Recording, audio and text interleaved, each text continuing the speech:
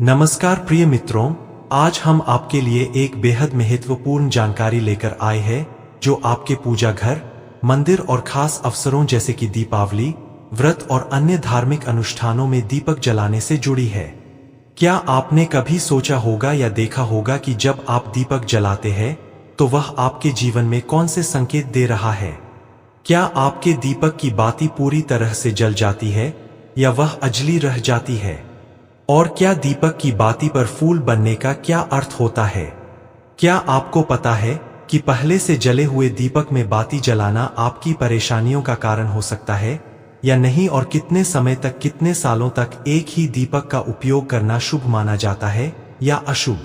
आज हम इन सभी रहस्यों का पर्दाफाश करेंगे और जानेंगे कि दीपक आपके जीवन में खुशहाली या बाधाएं कैसे ला सकता है। इस ज्ञानवर्धक जानकारी के लिए अंत तक हमारे साथ बने रहे। तो दोस्तों, आपको जानकर हैरानी होगी कि आप अपने पूजा घर के मंदिर में दीपक जलाते समय अगर यह गलती करते हैं तो आपको इसका परिणाम जरूर भुगतना ही होगा।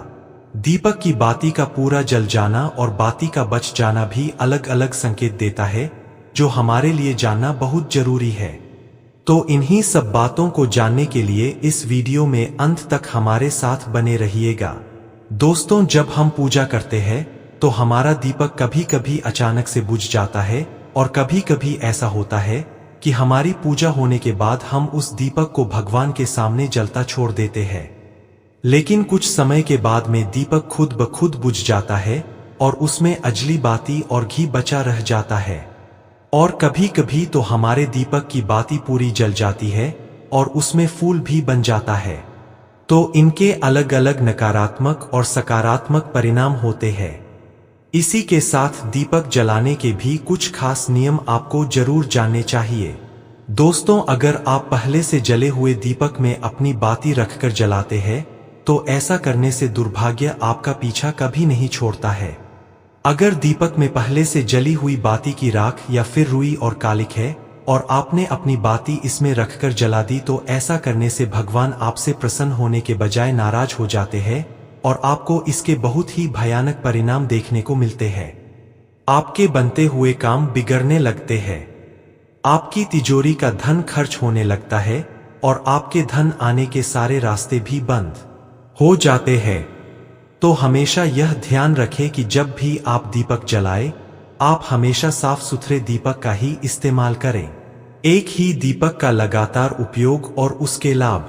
दोस्तों, इसी के साथ कुछ लोगों की आदत होती है कि वह हर थोड़े दिन बाद अपने दीपक को बदल देते हैं।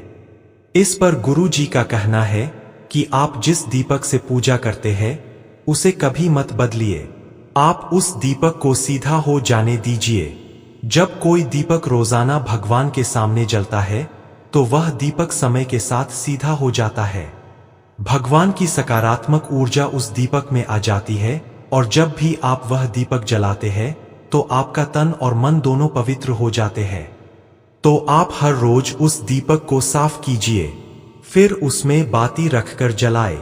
आप जितनी बार भी दीपक जलाए उतनी बार उस दीपक को साफ करके बार बार उसी दीपक में बाती जलाए। लेकिन अगर आप गलती से भी उस दीपक को बदलते हैं तो आपकी तरक्की में रुकावट आ सकती है। इसलिए आप अपने दीपक को कभी भी मत बदलना।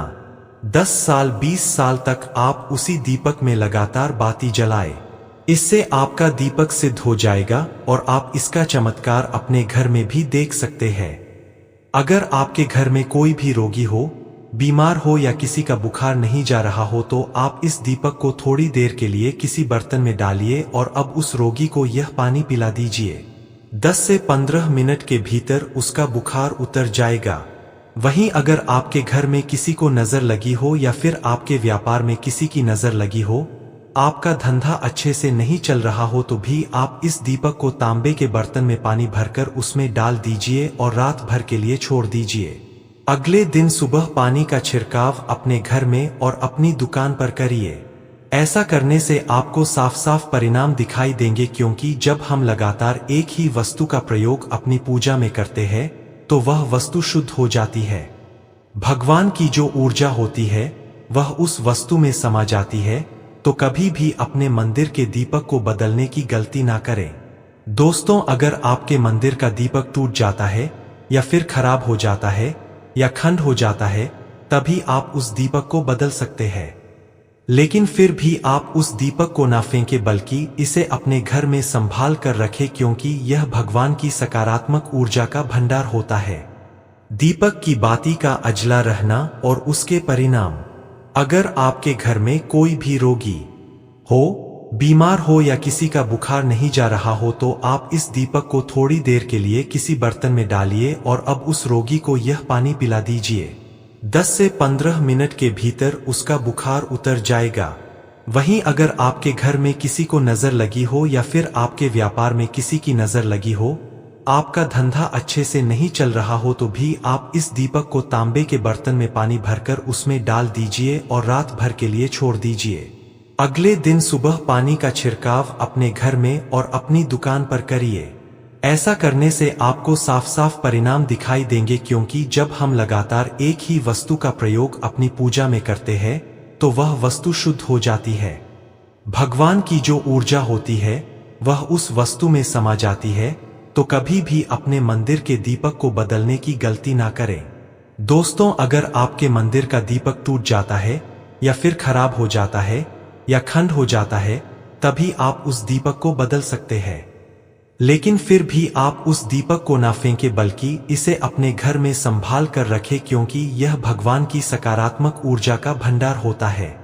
दीपक की बाती का जला रहना और उसके परिणाम जो बुरी शक्तियां होती है, वह यह कभी भी नहीं चाहती कि आपके घर में देवी देवताओं की कृपा हो।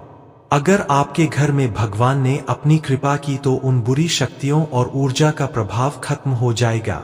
इसलिए यह शक्तियां चाहती है कि आपकी पूजा में रुकावटें आए। इन्हीं के प्रभाव से हमारा दीपक बार बार बुझ जाता है या फिर दीपक की बातें पूरी नहीं जलती। नकारात्मक ऊर्जा से बचाव के उपाय। इस सब से बचने के लिए आपको सच्चे मन से भगवान का स्मरण करना चाहिए। जब भी आप दीपक जलाएं, भगवान से प्रार्थना करें कि आपके आसपास जितनी भी नकारात्मक ऊर्जा हो वह आपसे दूर रहे और भगवान की कृपा आप पर बनी रहे। ऐसी शक्तियों से बचने के लिए जब भी आप दीपक जलाएं, गंगाजल से एक गोल घेरा बना ले और उस घेरे में दीपक को रखें, क्योंकि दोस्तों गंगाजल को बहुत ही पवित्र माना गया है और महादेव का वरदान भी गंगाजल को प्राप्त है। गंगाजल में सबसे पहले तो कोई भी बुरी शक्ति प्रवेश नहीं कर सकती, इसलिए गंगाजल कभी खराब नहीं होता और हर तरह की ऊर्जा को सकारात्मक ऊर्जा में बदल देता है।